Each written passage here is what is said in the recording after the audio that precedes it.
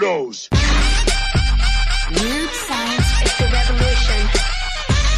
Weird science is the revolution. Hello, everybody, and welcome back to the Weird Science Comics YouTube channel, where I'm going to be going through Amazing Spider-Man number 19. And hey, at least Dark Web is over, right? So now Zeb Wells can get back to what everybody has wanted for over a year now.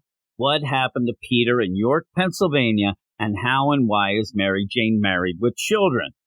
Wait a second. Joe Kelly is filling in for 2 issues? Unacceptable! That is definitely unacceptable. Okay, now I'm depressed, but you can cheer me up a bit by subscribing to the channel, liking the video, enabling the notifications, and let me know what you think of Amazing Spider-Man number 19 in the comments below.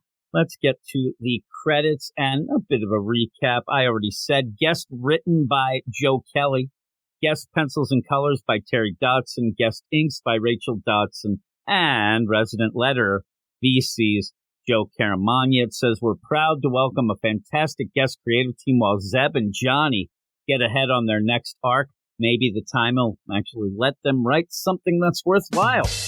I doubt it, but here's the previously. Peter's life was back on track. Now, this is the funny thing. It was never back on track, so don't even play the game and stop with your nonsense. Peter's life was back on track until his clone Chasm came around to take a shot at him.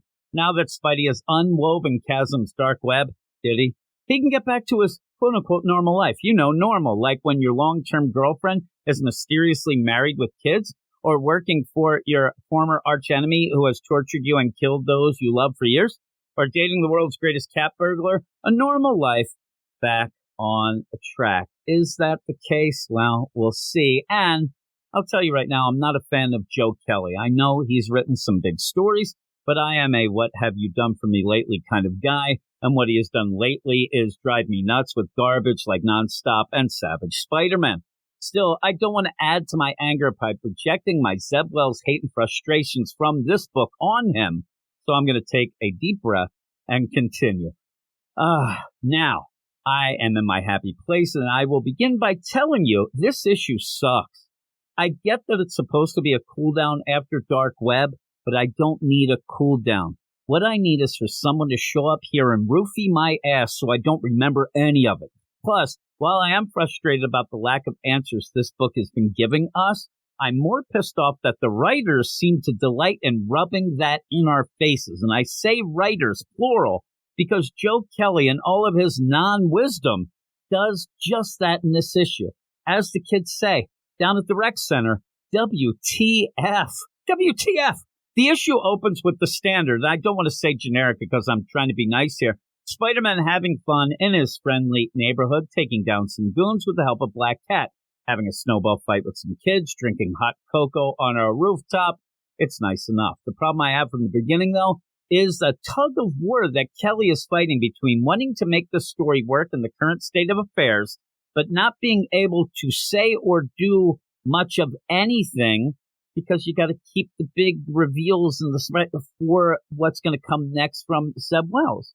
Some of it's just little things, like Peter saying he finally has money in the bank from working with Norman.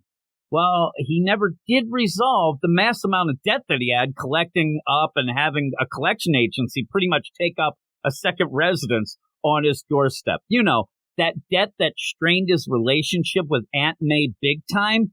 All that seems to be forgotten in this issue for a quick, quote-unquote, can't hide anything from Aunt May condom joke that we've seen. Not the condom joke, but we've seen the idea that Aunt May is more smarter than we thought.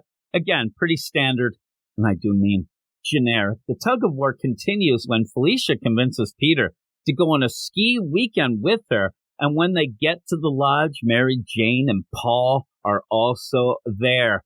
Back to the rec center. WTF. Joe Kelly needs to read the room here. I'm totally convinced he is one of those guys that would try to tell jokes at a wake to lighten the mood. And I'm also totally convinced he's been punched in the face a couple times just because of that. Now, the fun continues with yet another knockoff Sinister Six. Spidey's buddy Kareem showing up in a scheme that everybody knows will go horribly wrong. And then it goes horribly wrong. The problem is I don't give a rat's ass about anything happening in this issue. Joe Kelly needs to take some Adderall before putting pen to paper, because this story is so all over the place that by the time I got to the cliffhanger, I want to read the next issue, but only to see how much more convoluted bullshit he can cram into one book. Terry Dodson's art is good enough, but the page layouts and transitions add to the confusion of Joe Kelly's nonsense instead of reeling it in a bit and making things easier on my pea-sized brain. Because of all of that, and the fact that we just end up having a cool-down guest writer and artist issue when really all we want is to get to what has been happening. And because of all that, I'm giving it a 4.5 out of 10. And it just, the frustration in this Amazing Spider-Man run just keeps mounting. And I just wish that a guest creative team might have been able to just have a little fun.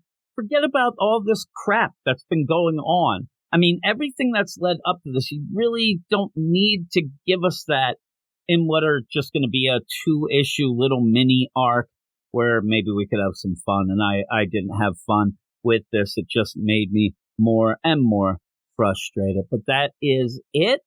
Please, as I said before, please subscribe to the channel, like the video, enable notifications, hit the comments below and tell me what you thought of this issue. Maybe you're a Joe Kelly fan, and there are a lot of fans. And I understand that. It's just I'm not one of them, and that is just my opinion. So let me know, and I will talk to you all later. You are all weirdos. Weird science is the revolution. Weird science is the revolution.